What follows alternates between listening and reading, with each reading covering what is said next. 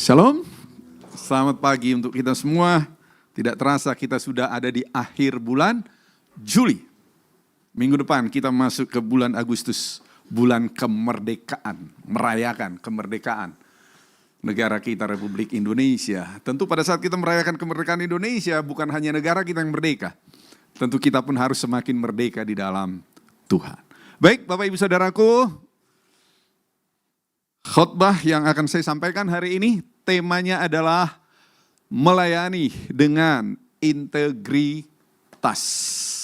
Kalau udah bicara tentang integritas, langsung banyak orang yang, aduh ini bukan sesuatu yang gampang.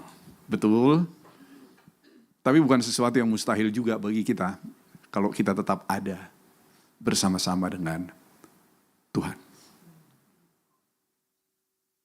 Kita bisa melakukan segala sesuatu dengan integritas, bukan karena kekuatan kita, tapi semata-mata karena pertolongan Tuhan.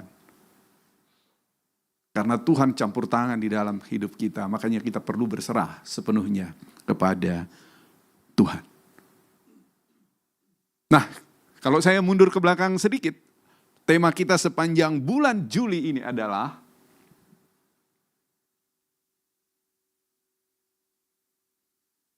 sepanjang Juli, tema kita adalah melayani dengan hati. Ini diuraikan menjadi topik per minggu. Juli ini kita ada 4 minggu. Yang pertama tanggal 5 Juli kemarin, melayani sebagai hamba. Selanjutnya tanggal 12, melayani tanpa pamrih. Tanggal 19, melayani dengan rendah hati. Dan hari ini, melayani dengan integritas.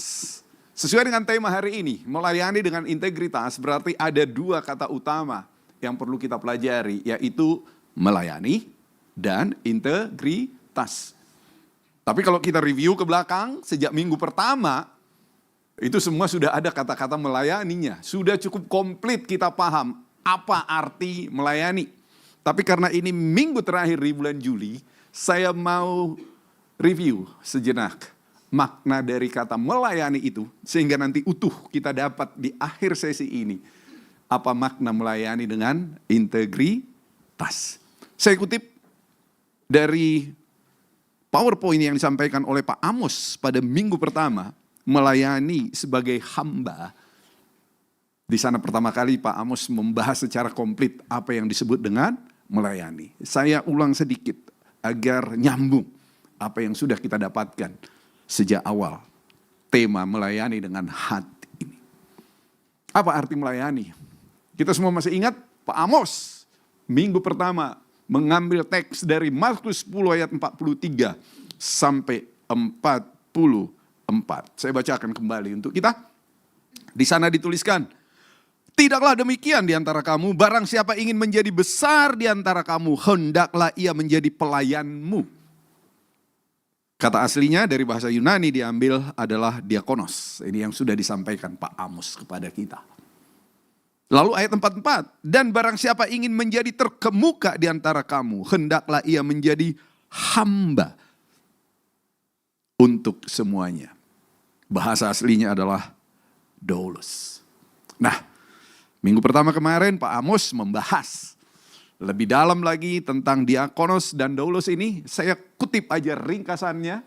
Sudah disampaikan bahwa diakonos terjemahan aslinya adalah pelayan meja. Artinya seseorang yang secara aktif dan rela hati melayani kebutuhan orang lain. Dari sini muncul kata diakonia. Kita tidak berbicara tentang kepentingan kita, tapi bagaikan seorang pelayan meja. Katakan kita pelayan restoran atau pelayan di istana. Kita tidak berbicara tentang kepentingan kita. Tapi kita sedang melayani orang lain. Berbicara tentang kepentingan orang lain. Itu yang disebut dengan melayani. Dengan kata diakonos. Lalu yang kedua ada doulos. Doulos itu makna aslinya adalah hamba. Bahkan lebih spesifik lagi budak. Bisa Bapak Ibu bayangkan apa yang disebut dengan budak? Apakah budak masih punya hak? Enggak. Segala sesuatu tergantung bosnya, tuannya. Jadi doulos adalah hamba atau budak yang tunduk dan mengabdi kepada tuannya. tapi kita bukan budaknya manusia. Kita adalah budak atau hamba dari Tuhan. Karena itu Pak Amos menjelaskan di minggu pertama kemarin, bahwa kita mengakui kekuasaan mutlak Kristus dan dengan sukacita mengabdikan seluruh hidup kita kepada kehendak Tuhan. Nah, ini dua makna yang sudah kita pelajari sejak minggu pertama sampai minggu ketiga. Apa makna melayani itu sesuai tema kita sepanjang bulan Juli ini. Nah, kalau kayak gitu, apa sebetulnya tujuan melayani? Tujuan kita melayani adalah untuk memuliakan nama Tuhan, membangun jemaat serta menjadi berkat bagi sesama. Bukan untuk mencari keuntungan pribadi, popularitas, atau pujian manusia.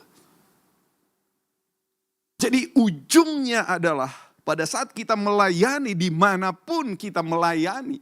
Di gereja kita, di keluarga kita, di pekerjaan kita, di organisasi kita. Ingat, tujuan akhirnya adalah untuk memuliakan nama Tuhan. Tetapi bisa melalui perantaraan dengan memberkati sesama. Dengan membangun jemaat. Tapi ingat, apapun itu, sasaran akhirnya adalah kita mau memuliakan nama Tuhan. Tidak ada urusan kepentingan pribadi kita. Saya khotbah di sini, wah biar saya dipuji orang. Saya khotbah di sini biar habis khotbah nanti orang salam saya. Terima kasih Pak, khotbahmu sangat memberkati. No. Tidak salah kita memberikan penghargaan kepada orang lain. Tidak salah saya menerima penghargaan, tapi tujuan saya bukan menerima penghargaan dari jemaat. Tujuan saya adalah memuliakan nama Tuhan. Karena itu kalau saya mempersiapkan khotbah yang saya lihat bukan, oh jemaatnya akan senang gaya apa ya. No. Tapi saya minta tuntunan Tuhan. Bapa, apa yang kau kehendaki ku sampaikan.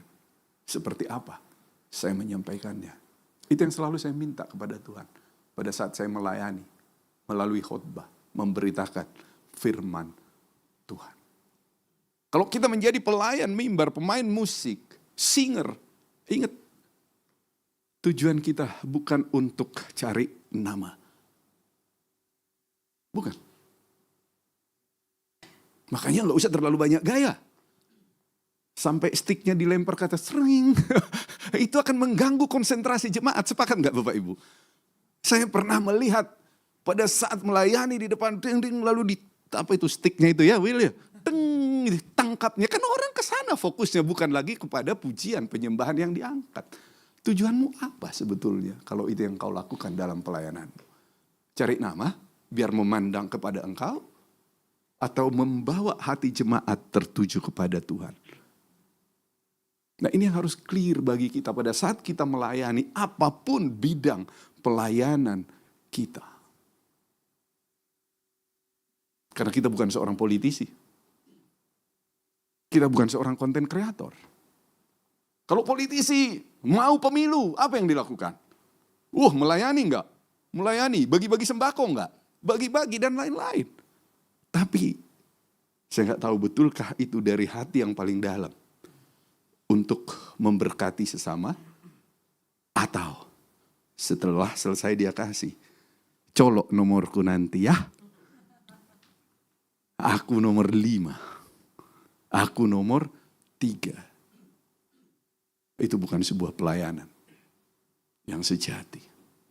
Nah, ini yang perlu kita perhatikan. Apapun bidang pelayanan kita, di keluarga kita, di marketplace, dimanapun kita. Mari kita sadari bahwa tujuan akhir adalah untuk kemuliaan bagi nama Tuhan. Karena itu sebetulnya enggak peduli mau di depan mimbar, di belakang mimbar. Karena yang kita lihat adalah Tuhan. Bukan respon pujian dari manusia. Nah, ini hal pertama yang kita pelajari hari ini. Melayani dengan integritas. Dari sisi melayani, jelas tujuan kita apa. Nah, sekarang yang kedua, mari kita belajar tentang makna integritas. Sebelum kita dalami tentang makna integritas, saya ambil sebuah cerita agar kita paham lebih dalam lagi tentang integritas ini. Pada suatu hari di dalam sebuah gereja, ada seorang ibu dengan suaminya. Mereka sudah umur sekitar 40-50 tahun. Habis ibadah, ibu ini mengajak suaminya bertemu kepada sang pendeta. Dia bilang, "Pak Pendeta, maaf, bolehkah kami ngambil waktu sejenak untuk diskusi?" Oh, Pak Pendetanya dengan senang hati katakan, "Boleh, boleh Bu, ada apa?" "Pak Pendeta, saya mohon Pak Pendeta memberikan nasihat kepada suami saya ini. Pak Pendeta, suami saya ini sekarang hobinya minum minuman ringan yang manis-manis itu loh. Cola, soda, teh botol, pokoknya yang seperti itu. Saya jadi ngeri melihatnya. Bisakah Pak Pendeta memberikan nasihat kepada suami saya ini? Karena dia terus terang sangat mendengar Pak Pendeta." Mendengarkan itu Pak Pendetanya mikir sejenak. "Oh gitu Bu ya. Tapi Ibu, bolehkah Ibu dan Bapak datang 2 minggu lagi untuk saya diskusi, untuk kita bicara tentang kebiasaan suami Ibu minum minuman ringan yang manis-manis itu?" Sebetulnya sang ibu sedikit bingung. Ini udah di sini di depan mata, ngapain sih harus tunggu 2 minggu? Tapi dia tunduk juga akhirnya ke Pak Pendeta. Dia bilang, "Siap Pak Pendeta, kami akan datang 2 minggu lagi." Oke, sehingga cerita 2 minggu kemudian, sang ibu dan suaminya datang kembali ke Pak Pendeta, dibawa ke ruang diskusi, ruang yang kecil. Kembali pertanyaannya sama. "Iya Pak Pendeta, suami saya ini sekarang hobinya itu aja. Di rumah kami lagi jalan-jalan ke mall, kemana pokoknya yang manis-manis itu semua. Yang dia pesan, teh botol lah, cola lah, soda lah. Kadang jus juga, tapi jus yang manis-manis itu. Saya ngeri Pak Pendeta. Gimana nih Pak Pendeta?" Akhirnya Pak Pendetanya memberikan nasihat kepada sang suami. "Iya Pak, betul. Untuk umur-umur 40-50 memang kita udah harus sangat sensitif. Sebetulnya orang-orang yang lebih muda pun kalau terlalu banyak minum yang seperti itu, kadar gulanya amat sangat tinggi itu. Gak cocok lagi untuk kita-kita apalagi yang sudah berumur seperti ini. Bisa sakit jantung koroner loh. Bisa diabetes loh. Bisa juga ternyata merusak hati. Dan lain-lain lagi. Sehingga Pak Pendeta itu menyarankan, ayo bisa gak Bapak punya komitmen untuk mengurangi demi kesehatan Bapak. Bapak masih punya banyak anak-anak. Kalau Bapak sakit, kena sakit jantung, kena diabetes, siapa yang mengurus anak-anak ini?" Akhirnya si bapak itu tersentuh juga hatinya. Dan dia katakan, "Oke Pak Pendeta, saya janji saya akan mengurangi." Senang si ibu itu dengan komitmen dari suaminya. Tapi sebelum mereka meninggalkan ruang diskusi tadi, si ibu itu datang kembali Pak Pendeta. "Pak Pendeta, terus terang saya sebetulnya bertanya-tanya dalam hati. Kenapa kami harus menunggu 2 minggu dulu baru kami bisa diskusi, baru Pak Pendeta bisa memberikan nasihat kepada suamiku?" Tahu apa jawaban Pak Pendeta? "Bu, jujur aja, 2 minggu lalu pada saat ibu bilang seperti itu, saya juga merasa gak enak hati memberi nasihat. Saya juga lagi senang-senangnya Bu minum teh botol," dia bilang. Iya, gimana saya mau memberikan nasihat kepada suami ibu? Saya juga minum teh botol, saya juga minum cola. Gimana tuh? Gak enak saya ngomong seperti itu. Tapi begitu ibu datang 2 minggu yang lalu, saya ambil komitmen dulu untuk tidak minum yang manis-manis. Dan ibu tahu, sepanjang 2 minggu ini saya bisa berhenti tidak minum yang manis-manis. Karena itu saya berani sekarang bicara kepada suami ibu untuk tidak minum yang manis-manis. Itulah integritas. Selaras antara perkataan dan perbuatan. Oke, walaupun itu hanya sebuah cerita, tapi itu cerita yang menarik. Tapi prakteknya apakah semudah itu? Kita tanya diri kita sendiri, bagaimana pengalaman kita. Tapi untuk lebih mendalami teks ini, kita lihat lagi apa sebetulnya makna dari integritas. Kata integritas berasal dari bahasa Latin, integer.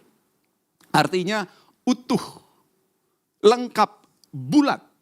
Tidak terpecah-pecah seperti pecahan. Bukan. Tidak terbagi-bagi dan tidak terkotak-kotak. Hari ini bilang A, besok bilang B. Tidak. Itu yang disebut dengan integritas. Apa yang ada di dalam hati kita, di dalam pikiran kita, itulah yang kita katakan dan itulah yang kita lakukan. Dan ini harus selaras sesuai dengan kebenaran dan kejujuran. Itu yang disebut dengan integritas. Ada sebuah contoh. Seorang ibu, sebetulnya dia nggak terlalu senang dengan seseorang. Tapi orang itu datang ke rumahnya. Pada saat orang itu ngetuk rumahnya. Hei, bisa nggak aku mampir, kita ngobrol-ngobrol sejenak. Dalam hatinya sebetulnya, aduh ngapain lagi orang ini datang, gua paling sebel sama ini. Itu dalam hatinya. Tapi omongan, oh boleh dong Bu, kita kan satu gereja. Ayo silakan duduk. Setelah duduk, tunggu sebentar ya, saya buat minuman. Pergilah dia ke dapur. Di dapur ketemu anaknya, ngapain lagi orang itu datang. Kesel saya lihat itu. Anaknya heran, kalau gitu ngapain mama bikin minuman ke dia. Ya itulah. Itu yang terjadi.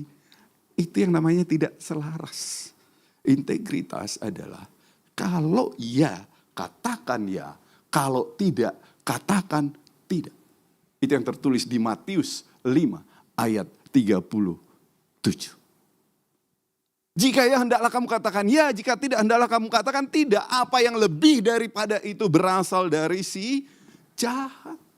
Jadi kalau kita memanipulasi, sebetulnya pikiran kita sudah dikuasai oleh si jahat, oleh iblis. Yang coba mengendalikan kita. Itu yang disebut dengan integritas, selaras. Lebih dalam lagi, kita belajar tentang makna integritas ini. Apa yang disebut dengan pribadi berintegritas? Ialah orang yang tidak bermuka dua atau punya standar ganda. Sikapnya tetap sama. Saat di gereja, ramah kepada orang-orang. Beliau salamin orang-orang. Tetapi saat di kantor juga dia melakukan hal yang sama. Itu namanya utuh, tidak terpecah-pecah. Dimanapun dia berada, selaras. Saat di mimbar dan di rumah. Saya di mimbar kalau khotbah suaranya keras, Batak asli. Tapi di rumah karena takut istri, hai. Wah, itu namanya tidak berintegritas. Aslinya suara saya keras. Ya di gereja ya ngomongnya kayak gini, di kantor ngomongnya kayak gini, di rumah ngomongnya kayak gini. Tapi bukan berarti suara keras itu kasar. Bukan. Itulah saya. Itu yang disebut dengan orang berintegritas. Saat dilihat orang dan saat sendirian tidak ada yang melihat, dia tetap punya sikap, sifat, tindakan yang sama.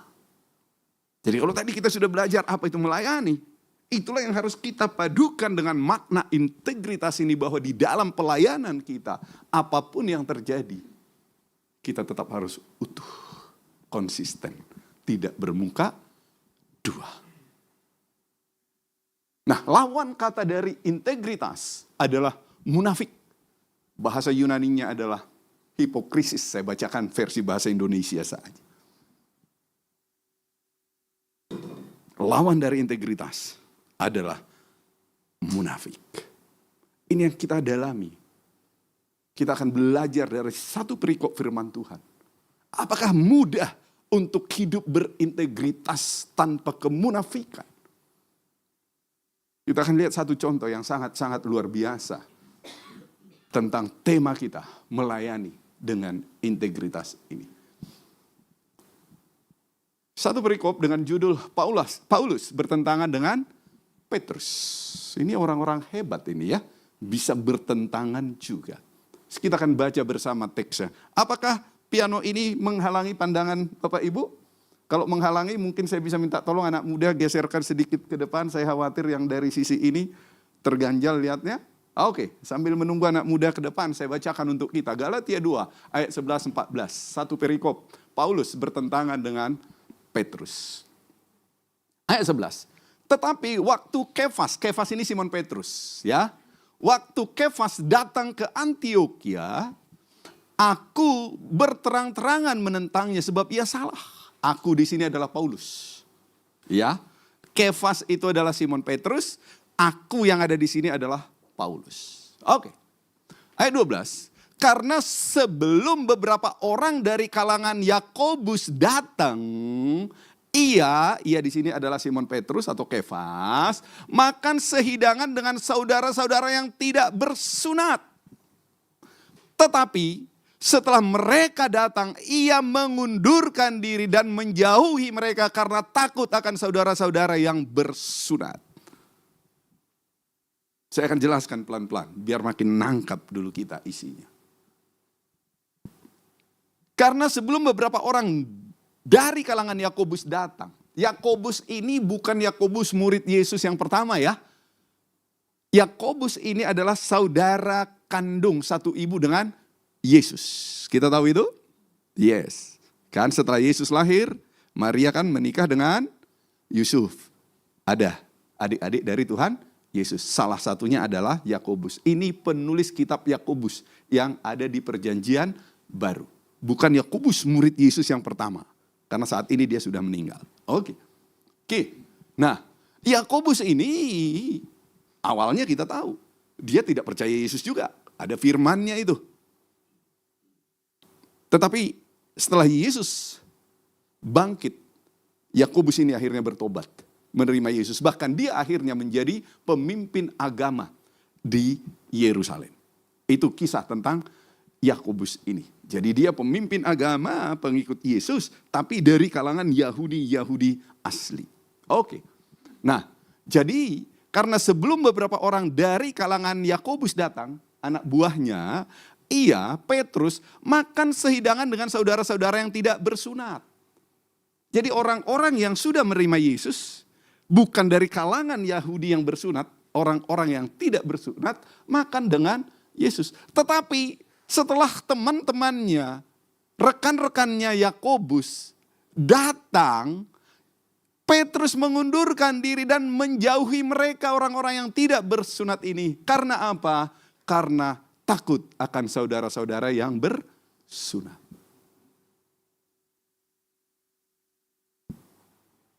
Pada saat tidak dilihat oleh Yakobus dan lain-lain, Petrus happy-happy aja makan. Karena memang itu yang diajarkan. Di dalam Yesus kita bersaudara. Tidak ada lagi pengelompokan. Siapa yang Yahudi, siapa non-Yahudi, siapa yang bersunat dan non-sunat. Kita semua udah sama di hadapan Tuhan. Itu yang dia ajarkan. Itu yang dilakukan. Tapi kenapa begitu orang-orang ekstrim? Anak buahnya Yakobus datang. Petrus mengundurkan diri dari tempat makan itu. Dia tinggalkan mereka. Itu ayat 12. Ayat 13. Dan orang-orang Yahudi yang lain pun turut berlaku munafik. Munafik tadi lawan kata dari integritas. Dengan dia. Jadi orang-orang Yahudi, Petrus saat itu makan tidak sendirian. Dia bersama dengan murid-muridnya, mungkin jemaatnya, mungkin teman-temannya. Orang yang Yahudi yang lain juga.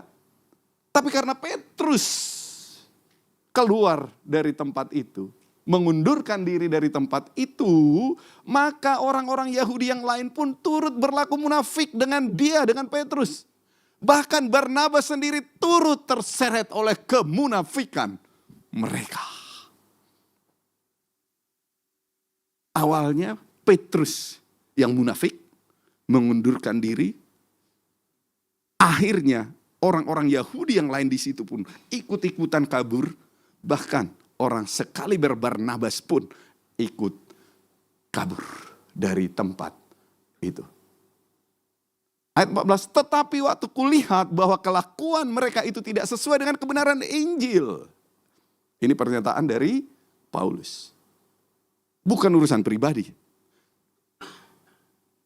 Tetapi waktu kulihat bahwa kelakuan mereka itu tidak sesuai dengan kebenaran Injil. Kebenaran Injil tidak lagi memisah-misahkan, membeda-bedakan orang bersunat atau tidak bersunat. Yahudi atau non-Yahudi, enggak lagi. Kalau masih ada yang memilah-milah itu sudah tidak sesuai dengan kebenaran Injil. Aku berkata kepada Kefas atau Petrus, di hadapan mereka semua, di hadapan orang ramai itu. Jika engkau seorang Yahudi, hidup secara kafir dan bukan secara Yahudi, bagaimana engkau dapat memaksa saudara-saudara yang tidak bersunat untuk hidup secara Yahudi? Kalau kita lihat terjemahan yang lain, penjelasan untuk ini biar kita lebih jelas, bisa diambil bahasanya seperti ini. Kalau kamu seorang Kristen pengikut Kristus, ini diganti Yahudi ini menjadi seorang Kristen pengikut Kristus, tetapi hidup secara kafir, tidak sesuai dengan apa yang diajarkan Yesus. Berarti ya, kalau kamu seorang Kristen pengikut Yesus, hidup secara kafir dan bukan secara Yahudi, bukan secara Kristen, bagaimana engkau dapat memaksa saudara-saudara yang tidak bersunat untuk hidup secara Kristen? Kebayang ya, kalau saya buat. Karena kalau bahasanya Yahudi mungkin agak sulit kita tangkap. Jadi yang dia katakan, kalau kamu seorang Kristen, Yahudi saya ganti Kristen, hidup secara kafir dan bukan secara Kristen, kamu seorang Kristen, tapi hidupmu tidak seperti orang Kristen, hidupmu kafir, hidupmu penuh kebohongan, hidupmu penuh penipuan. Bagaimana mungkin kau dapat memaksa saudara-saudara yang tidak bersunat, orang-orang kafir itu, untuk hidup secara Kristen? Nah itu inti nasihat daripada si Paulus. Biar kita clear. Bapak Ibu, kalau kita lihat perikop ini sangat pendek, hanya 4 ayat, tetapi maknanya amat sangat dalam. Kalau kita lihat sekilas, orang selevel Petrus, rasul besar, ternyata masih bisa hidup tanpa integritas. Dan kalau kita dalami, ini benar-benar aneh pada saat saya mempersiapkan khotbah ini. Orang biasanya berlaku munafik karena dia melakukan sesuatu yang bertentangan dengan firman Tuhan. Betul? Apa yang dia lakukan oleh Petrus di awal justru sebetulnya sudah sesuai dengan firman Tuhan. Betul kan? Pada saat dia makan dengan orang-orang non-Yahudi, orang-orang yang tidak bersunat itu, itulah perintah Tuhan bahwa tidak ada lagi perbedaan pengelompokan antara si A, si B, si C kalau kita sudah ada di dalam Tuhan. Kan itu udah dia lakukan. Tapi hanya karena pengikut-pengikut Yakobus yang Yahudi asli datang, justru dia berlaku munafik. Ini terus terang bagi saya secara pribadi pada saat saya pelajari, aneh. Biasanya orang munafik secara umum, karena dia melakukan sesuatu yang melanggar firman Tuhan, nah dia pura-pura seolah-olah orang suci. Kebanyakan kan seperti itu. Kalau ini dia sebetulnya udah melakukan firman Tuhan, tidak membeda-bedakan orang bersunat atau tidak bersunat.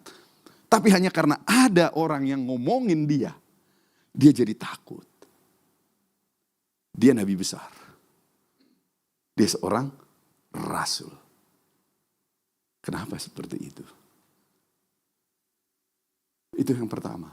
Dan ini menjalar kepada orang-orang. Bahkan orang sekali Barnabas pun ikut ketularan. Nah biar kita lebih ada gambaran siapa Petrus dan Barnabas ini. Agar kita nanti lebih paham peliknya konteks di perikop ini. Saya coba tampilkan secara ringkas. Siapa Simon Petrus, siapa Barnabas. Nih, Simon Petrus, dia rasul besar. Termasuk murid pertama bersama Andreas, saudaranya. Yang dipanggil Yesus sebagai 12 murid awal. Masih ingat ya? Ketika dia menjala ikan, Yesus datang. Kamu akan kujadikan menjadi penjala manusia. Dia dan saudaranya Andreas. Itulah murid pertama Yesus. Bayangkan. Itu kaliber dia. Lalu, Dia diutus Yesus untuk menggembalakan domba-dombanya. Masih ingat perkataan Yesus? Simon Petrus, apakah engkau mengasihi aku? Masih ingat itu? Kita udah pernah bahas di sini itu ya. Gembalakanlah domba-dombaku. Sampai 3 kali. Itulah levelnya dia. Yang ketiga, pada saat pencurahan Roh Kudus, khotbah dia Pentakosta. Berapa yang bertobat? 3.000 jiwa bertobat dan dibaptis. Lalu, melalui perjumpaan dengan Cornelius, perwira Romawi di Yope, sebetulnya Petrus ini menjadi orang pertama yang membukakan pintu Injil bagi orang-orang non-Yahudi. Kita bisa baca itu di Kisah Rasul pasal 10 ayat 1 sampai terakhir. Yes, di sana clear, diceritakan ini. Jadi sebelum kejadian ini, dia sudah memberitakan Injil kepada orang-orang non-Yahudi waktu itu atas undangan Cornelius, perwira Romawi ini. Dan saat itu ada yang bertobat, ada yang berbahasa roh, ada yang dibaptis. Dan saat itu, sebelum kejadian Galatia tadi, dia pun sudah makan dengan orang-orang yang tidak bersunat. Jadi itu bukan pertama sebetulnya. Makanya maksud saya makin sulit ya diterima. Kenapa pada saat di Galatia datang anak buahnya Yakobus? Bukan Yakobus loh yang datang. Saya kadang kalau Yakobus sendiri yang datang mungkin karena saudara kandung Yesus dia sungkan. Gitu ya. Bukan juga. Tapi itu pun gak ada alasan untuk sungkan sepanjang kita melakukan kebenaran firman Tuhan. Itu yang terjadi. Menarik kisah ini. Yang kedua, siapa itu Barnabas? Barnabas disebut anak penghiburan karena sifatnya yang suka menguatkan, merangkul, dan membantu orang lain. Dialah yang menerima Paulus di awal pertobatannya. Paulus sebelumnya bernama Saulus. Membawanya kepada para rasul dan menjamin pertobatan Paulus itu sungguh-sungguh. Karena waktu itu melihat latar belakang Saulus penganiaya jemaat. Para rasul pun banyak yang gak yakin. Ini manipulasi atau benar bertobat atau gimana nih. Barnabas yang pertama kali menerima Saulus atau Paulus. Dia yang memperkenalkan para rasul kepada Paulus. Dialah yang menjemput Paulus di Tarsus dan memberinya ruang pelayanan di Antiokhia. Karena saat itu Barnabas sudah menjadi pemimpin di Antiokhia. Dia jemput, dia beri kesempatan. Dengan kata lain sebetulnya saat itu Barnabas ini sudah menjadi mentor dari Paulus. Dan bersama Paulus melakukan pelayanan internasional. Keluar dari Yahudi yaitu ke Siprus dan ke Turki atau Asia Kecil. Bayangkan, inilah kaliber orang-orang yang akhirnya berlaku munafik tadi. Bukan orang biasa-biasa saja. Apa yang kita pelajari di sini? Sebagai manusia, apakah kita jemaat biasa? Apakah kita hamba Tuhan? Apakah kita rasul? Tetap harus hati-hati menjaga hati kita.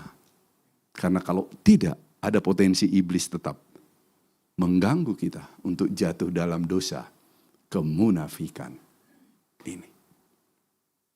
Tapi di sisi lain langsung saya singgung semua sesuai dengan konteks tadi. Kita lihat Petrus senior, Simon Petrus senior, Barnabas mentor dari siapa? Paulus. Tapi di ayat 14 tadi kita lihat Paulus berani menegur mereka di depan umum. Ini sesuatu yang amat sangat luar biasa. Tapi sebelum sampai kepada yang menegur tadi, sekarang kita coba belajar tentang tema integritas ini. Faktor apa saja yang bisa menjadi penyebab orang tidak berintegritas? Yang pertama, sesuai dengan konteks kita di Galatia 2 tadi. Karena takut kepada manusia. Itulah yang tertulis di Galatia 2 ayat 12. Karena sebelum beberapa orang dari kalangan Yakobus datang, ia, Petrus, makan sehidangan dengan saudara-saudara yang tidak bersunat. Tetapi setelah mereka datang, ia mengundurkan diri dan menjauhi mereka karena takut akan saudara-saudara yang bersunat.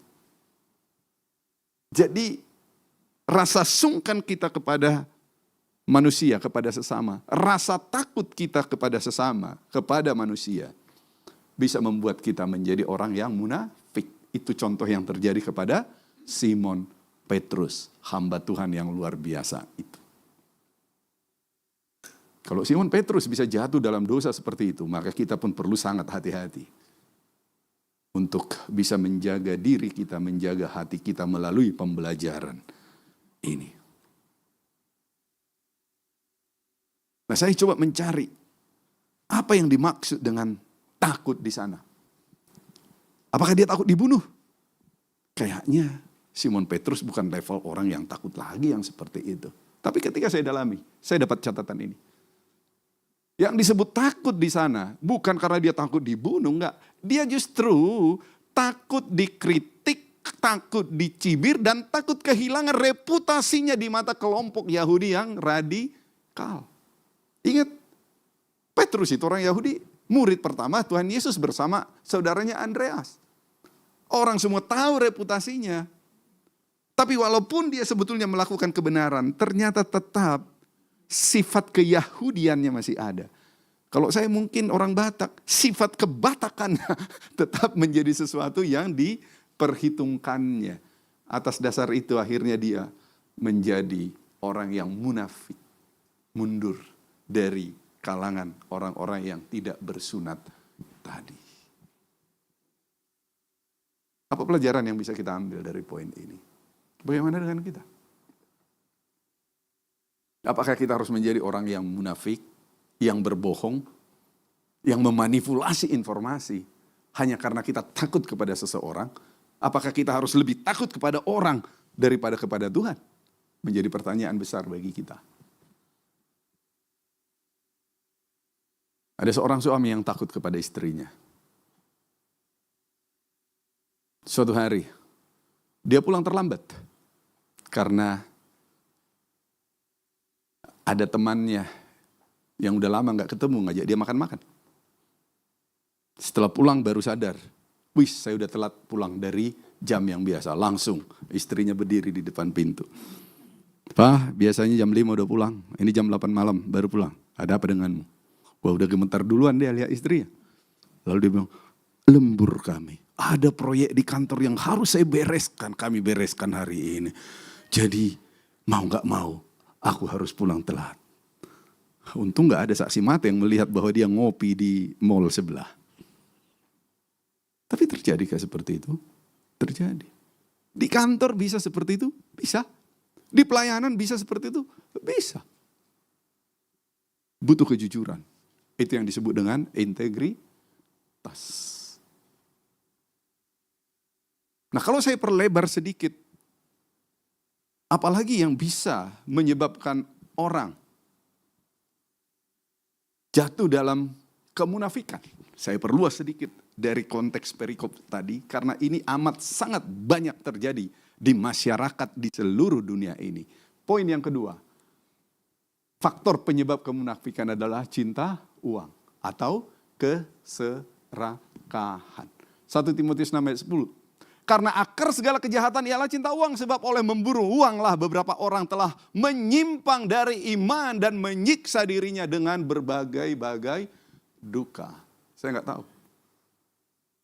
Apakah ada di antara kita saat ini yang menyiksa diri kita dengan berbagai-bagai duka karena urusan uang? Urusan uang panjang ceritanya. Karena cinta uang, ada orang yang korupsi, memanipulasi laporannya. Di gereja mungkin gak terjadi, mungkin persembahan yang harusnya dipakai utuh ke gereja. Ada gak gereja yang seperti itu? Ada aja. Dimanapun. Karena ini firman Tuhan, ini realita cinta uang. Akar segala kejahatan. Kalau orang fokusnya udah ke uang, hati-hati. Karena itu bisa memanipulasi kita bertindak tidak sesuai dengan kebenaran. Nah, di sini saya catat contohnya. Seorang pengusaha Kristen yang mengurangi kualitas bahan makanan demi meraup untung lebih besar. Wah, dia punya restoran nih. Standarnya sebetulnya sudah ada, ya kan? Ayamnya sekian potong, ininya. Tapi biar untungnya lebih gede, kurangnya aja. Contoh-contoh sederhana. Contoh sederhana, kenapa? Karena di otaknya sudah uang, dan uang. Gimana caranya saya bisa dapat uang lebih banyak? Ada karyawan yang memalsukan nota pengeluaran kantor, di-upgrade-nya. Pengeluaran beli barang-barang sebetulnya hanya 1 juta. Dan zaman sekarang kwitansi pun ternyata bisa dimainkan dengan toko. Harga 1 juta, bikin 1,5 juta ya, untuk kau 200, untuk aku 300. Oke, jabat tangan mereka. Waduh, itulah dunia saat ini.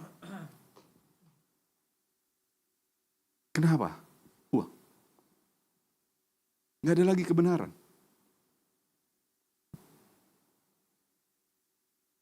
Dan ini sekarang yang banyak terjadi nih. Ada jemaat terlibat judol. Karena terlibat judol kurang uang, lalu melakukan pinjaman online. Setelah itu benjol. Karena datang debt collector ke rumahnya.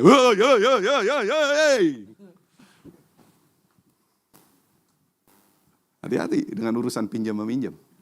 Zaman sekarang, sangat banyak orang yang akhirnya hancur berantakan. Saya punya seorang kenalan karyawan bank, sangat baik pelayanannya. Cuman akhirnya nggak ada lagi di sana. Saya tanya, kemana si ini? Aduh maaf Pak, dia terpaksa dikeluarkan. Kenapa? Dia ada pinjam uang dari pinjol-pinjol seperti itu. Nah ternyata begitu orang pinjam uang ke pinjol, ditagih, dia nggak bisa cicil tepat waktu, maka nomor dia ini disebar ke semua orang yang ada di handphonenya itu. Termasuk direktur bank itu dapat terganggu oleh si debt collector ini. Saya nggak tahu ada yang pernah mengalami di sini? Gitu. Ada yang pernah ditelepon debt collector gara-gara kita kenal dengan seseorang? Ya udah banyak yang senyum, berarti udah mengalami. Bayangkan. Akhirnya apa kata bank itu? Kamu merusak reputasi bank ini. Gara-gara kamu, masa saya direktur bank ini harus berurusan dengan debt collector? Saya minta kamu mengundurkan diri. Banyak kisah-kisah yang menyedihkan terjadi urusan uang ini, urusan pinjam-meminjam zaman sekarang yang seolah-olah mudah. Saling memanipulasi tanpa integritas. Hati-hati dengan ini. Makanya kita perlu menjaga diri kita untuk tidak serakah. Udah jalani aja hidup ini dengan apa yang bisa. Bukan berarti kita tidak bisa meningkatkan tingkat ekonomi kita, tetapi dengan jalan yang benar. Sabar aja. Apa jalan yang benar itu? Gimana caranya saya menambah penghasilan? Bagaimana caranya saya memperkecil pengeluaran? Kan intinya itu sebetulnya. Oh, saya jadi ingat. Agustus nanti saya akan menyampaikan khotbah tentang keuangan dengan tema mengelola uang dengan bijak. Ini perlu bagi kita karena banyak manusia sekarang yang amat sangat bermasalah dengan keuangan ini. Saya lanjut. Yang ketiga, faktor penyebab kemunafikan. Haus akan pujian. Nah, ini kisah tentang orang Farisi. Semua pekerjaan yang mereka lakukan hanya dimaksud supaya dilihat orang. Mereka memakai tali sembahyang yang lebar dan jubah yang panjang. Semua hanya tampilan supaya dilihat orang, supaya dipuji orang, supaya diagung-agungkan orang. Tapi kita tahu seperti apa aslinya orang Farisi. Apakah di dunia zaman sekarang banyak juga orang-orang yang berperilaku seperti orang Farisi? Amat sangat banyak. Bapak Ibu, sekarang adalah era digital. Betul Bapak Ibu? Era digital. Hari ente digital kudu era. Kan era digital kan? Ayo nama era digital. Hari ente digital kudu era katanya. Tetapi era digital ini banyak menjadi masalah sebetulnya. Mari kita lihat. pencitraan di media sosial. Banyak. Rajin memposting ayat Alkitab, foto pelayanan, tetapi hidup pribadinya bertolak belakang. Hanya karena pengen dipuji. Melalui apa ya? Itulah. Wah, saya buat kayak gini biar orang like. Ya kan? Subscribe. Waduh, ini ahlinya kayaknya si Mega ini. Biar di subscribe, nambah pengikut, betul nggak? Nambah follower. Buntutnya lama-lama uang juga ternyata ya. Kalau banyak follower kan dapat uang kan? Iya. Memamerkan bantuan sosial di medsos. Ini yang paling banyak kita lihat sekarang ini. Konten-konten kreator, pergi ke satu desa terpencil. Saya menyumbang ini saya kasih ini. Itulah yang di video-videokan. Betulkah itu dari hati untuk memberkati? Atau biar banyak yang like, yang banyak yang subscribe, akhirnya followernya banyak, duit juga yang dipikirin. Hey, itu bukan integritas. Itu adalah kemunafikan. Banyak yang terjadi, kemunafikan seperti itu. Mau memberikan persembahan, kalau diumumkan, kita akan ada acara khusus, dikumpulkan persembahan, siapa yang mau memberikan, ayo diumumkan. Kalau udah kayak gitu, gue kasih biar namaku muncul di layar. Haus akan pujian. Dan lain-lain. Nah, ini pembelajaran bagi kita. Peringatan bagi kita, biar kita tidak ikut terlibat dalam kemunafikan seperti itu. Dan dari konteks Galatia tadi, satu hal juga yang perlu kita pelajari adalah bahwa kemunafikan itu menjalar. Itu tadi udah kita kasih intronya. Pada saat Simon Petrus atau Kefas melakukan kemunafikan itu, orang-orang Yahudi yang mengikuti dia juga melakukan, bahkan Barnabas yang juga orang hebat mengikut dia. Ini yang perlu kita jaga. Ini jadi peringatan, walaupun dalam hal ini contohnya adalah dalam pelayanan Simon Petrus. Tapi dalam kehidupan sehari-hari mungkinkah ini terjadi? Mungkin. Kalau kita pemimpin sebuah organisasi, pemimpin gereja, memberikan contoh teladan yang tidak baik tentang kemunafikan, orang sudah melihat itu. Makanya ada peribahasa yang mengatakan action talk louder than speak. Tindakan kita itu berbicara lebih besar daripada omongan kita. Karena itulah yang dilihat oleh orang lain. Saya kasih contoh sederhana di sini. Seorang ayah berkata kepada istrinya di depan anaknya yang masih kecil. Dia bilang, "Mam, nanti kalau debt collector datang bilang aja papa tidak ada di rumah ya." Benar kan dia ada di rumah, ngomongnya kan di rumah. Maka anaknya akan menjadi pembohong juga seperti papanya. Karena itulah contoh yang dia lihat. Walaupun sehari-hari sang ayah dan ibu mengajarkan anaknya untuk selalu jujur dan tidak berbohong. Itu omongan. Tapi tindakannya, itu tadi. Kebohongan. Maka yang ditularkannya, yang menyebar adalah kebohongan. Pada saat saya datang beberapa orang, konseling, orang tua, bicara tentang anak, kasus-kasus seperti ini. Biasanya yang saya langsung tanya, Bapak, Ibu, apakah Anda melakukan hal yang sama yang dilakukan oleh anakmu sekarang? Terus itu dulu yang saya tanya. Karena kalau kita udah tahu akar masalahnya, ngapain cari akar masalah untuk memberikan konseling. Ada orang yang ke saya, "Pak, anakku baru kelas 1 SMP, udah minum whisky. Gimana itu?"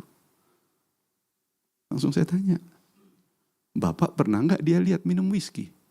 Langsung garuk kepala. "Pernah, ya, tapi kan aku udah tua, Pak. 40 tahun. Masih kelas 1 SMP. Dia nggak mikir ke umur, Pak. Dia mikirnya tindakan Bapak.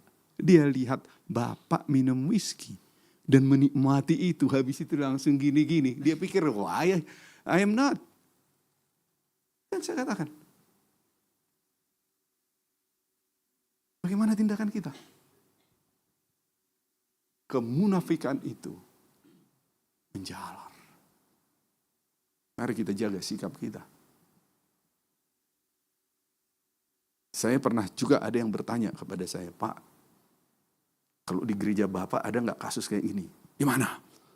Wah, singernya, pemain musiknya lagi nyanyi, Pak. Walah, luar biasa, Pak. Wah, seperti udah gimana lah langit itu. Tapi setelah mereka duduk, pendetanya khotbah, ternyata mereka nggak dengar khotbah, Pak. Hah, maksudmu? Iya, buka handphone mereka, nonton YouTube mereka, belanja Shopee dia. Saya bilang, aduh, terus terang, saya nggak tahu karena nggak pernah saya perhatikan jemaat lagi saya khotbah. Saya lihat, hei, siapa yang buka handphone? Karena zaman sekarang orang juga buka handphone kan, tapi untuk lihat Alkitab gitu. Nah, mulai sekarang kayaknya harus kita suruh yang belakang kasih laporan, depanmu buka YouTube nggak? Depanmu buka.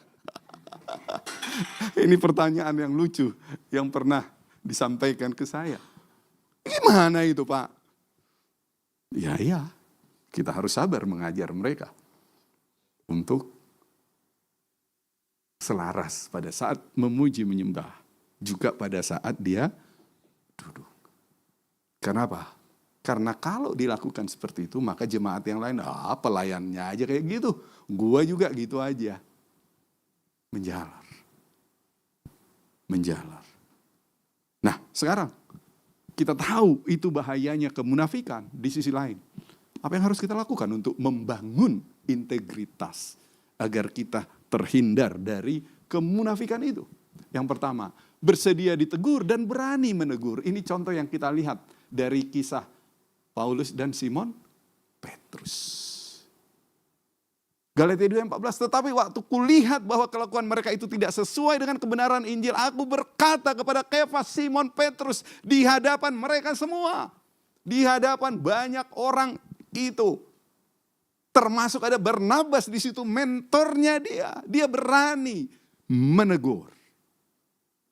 Ini satu poin penting. Tapi jangan hanya berani menegur, juga siap ditegur.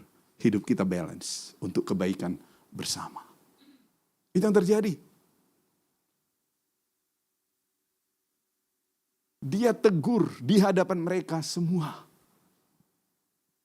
Pada saat mempersiapkan ini langsung ada di otak saya satu ayat yang berkata, bukankah menegur orang itu harus 4 mata dulu? Betul ya? Ingat ayat itu?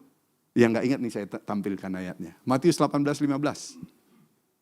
Apabila saudaramu berbuat dosa, tegurlah dia di bawah 4 mata. Jika ia mendengarkan nasihatmu, engkau telah mendapatnya kembali. Loh, kenapa yang di atas, di depan umum? Yang di bawah harusnya 4 mata. Saya harus dalami ini. Sehingga saya dapat oke. Kita bisa melakukan teguran di depan umum kalau itu bersifat umum publik. Kemunafikan yang dilakukan oleh Simon Petrus itu bukan urusan pribadi dengan Paulus.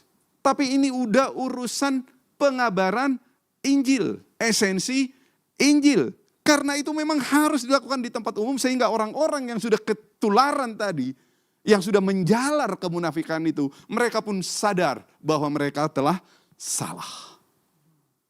Beda dengan urusan pribadi. Kalau si A menghina saya secara pribadi, maka saya harus bereskan secara pribadi. Enggak saya posting di media sosial. Si Anu minjam uang ke saya, enggak dikembalikan. Kumahata, padahal dia punya mobil, padahal punya ini. Itu enggak boleh. Karena itu urusan pribadi. Selesaikan 4 mata. Tapi kalau udah urusan publik seperti tadi, bahwa dia melakukan sesuatu yang tidak sesuai dengan kebenaran Injil, maka semua orang yang ada di situ perlu mendengarkan itu biar semuanya segera sadar kesalahan mereka. Jangan ditutup-tutupi justru, gak usah sungkan. Nah, berdasarkan ini, clear sekarang. Karena kalau ini kita baca di bahasa Indonesia sehari-hari, apabila saudaramu berbuat dosa kepadamu, di sana ada penjelasan tambahan. Kalau di sini kan, apabila saudaramu berbuat dosa. Seolah-olah ini dosa yang umum juga atau yang hanya pribadi. Tapi kalau di bahasa Indonesia sehari-hari, apabila saudaramu berbuat dosa kepadamu. Nah, jadi ini udah urusan pribadi. Selesaikan 4 mata. Beda dengan urusan publik.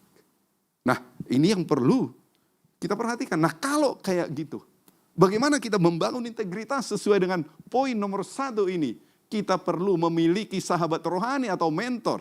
Tempat kita bisa terbuka menceritakan kelemahan dan dosa kita, pelanggaran kita. Sehingga kita tidak perlu menyembunyikannya di balik topeng kesucian. Punyakah kita sahabat rohani yang bisa kita ajak berdiskusi, berbagi? Manakala kita juga mengalami problem-problem seperti itu. Daripada kita melakukan dosa, nggak ada teman diskusi, kita simpan dosa itu. Maka dosa itu akan menimbulkan dosa yang baru akan menjalar. Kenapa? Karena ditutup-tutupi kan? Dosa yang ditutup-tutupi itu bagian dari kemunafikan.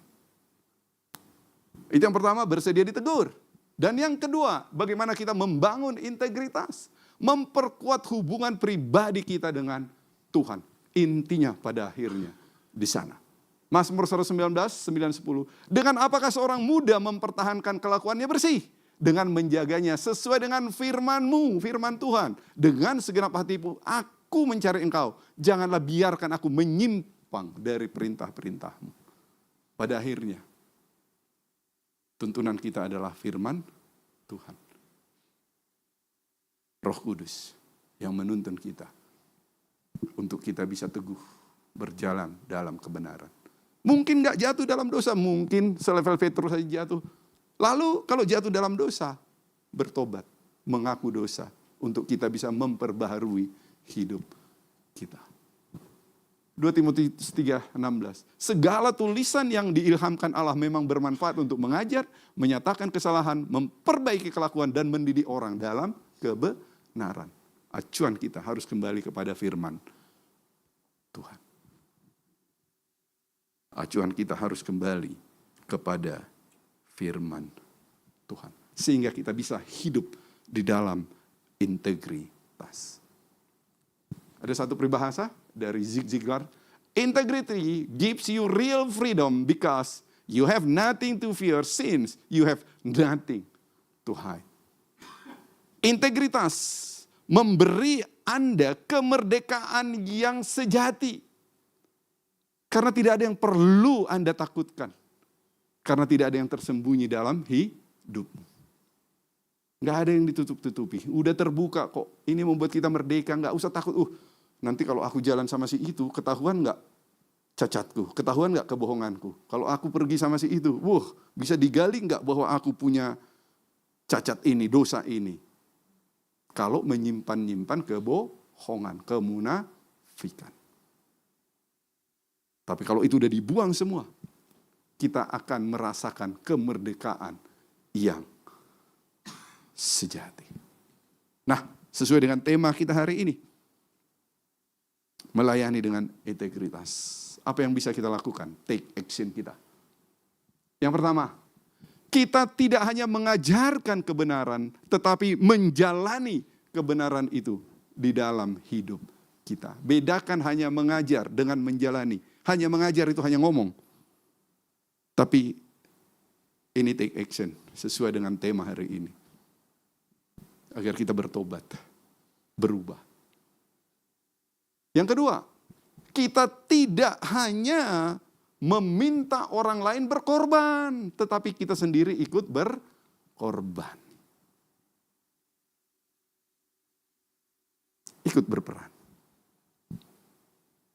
Yang ketiga, kita tidak hanya menuntut orang lain disiplin, tetapi kita sendiri harus disiplin. Jangan jadi pemimpin, bilang, "Woi, jangan telat, kita akan rapat hari ini. Kita akan ada acara hari ini jam sekian." Tetapi pada faktanya, justru kitanya yang tidak tepat waktu. Saya mengundang pemain musik singer maju ke depan. Sambil saya lanjutkan. Yang keempat, kita tidak hanya berbicara tentang kekudusan, tetapi kita pun harus menjaga kekudusan kita. Jangan lagi rame-rame dilihat orang. Yang kita baca adalah YouTube tentang khotbah. Tapi begitu sendirian di kamar, saya nggak tahu apa aja yang ditonton. Yang kelima, kita tidak hanya terlihat rohani di gereja. Jangan terpecah-pecah, tetapi hidup benar juga di rumah, di tempat kerja, dan di masyarakat. Sebagai penutup ayat terakhir yang perlu kita renungkan bersama. Mazmur 139, 23, 24. Selidikilah aku ya Allah dan kenallah hatiku. Ujilah aku dan kenallah pikiran-pikiranku. Lihatlah apakah jalanku serong dan tuntunlah aku di jalan yang kekal. Firman-Mu itu pelita bagi kakiku dan terang bagi jalanku. Sesuai dengan apa yang sudah kita pelajari bersama. Apakah hidup kita masih penuh dengan kemunafikan? Mari kita minta Roh Kudus membantu kita untuk menyelidiki. Makanya firman ini berkata, selidikilah aku ya Allah, kenallah hatiku, ujilah aku, kenallah pikiran-pikiranku. Lihatlah apakah jalanku serong. Untuk apa? Untuk kita dituntun oleh Tuhan berjalan dalam kebenaran. Saya mengundang jemaat bangkit berdiri. Sesuai dengan firman yang terakhir ini. Saya mengajak kita untuk mengangkat satu pujian sebagai bahan perenungan kita.